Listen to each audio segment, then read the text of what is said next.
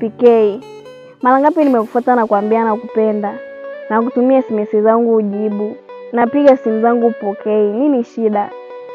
Hivi wewe hapo usichokielewa ni nini? Mtu nimekwambia sikupendi, elewa kuwa sikupendi. Wewe unachong'ang'aniza ni nini? Kwa nini makosa kukufuata na kukwambia nakupenda?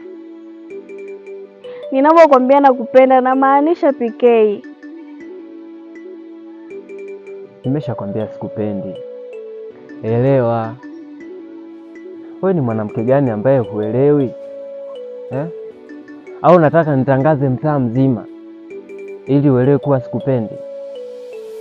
Hapana PK, mimi nakupenda.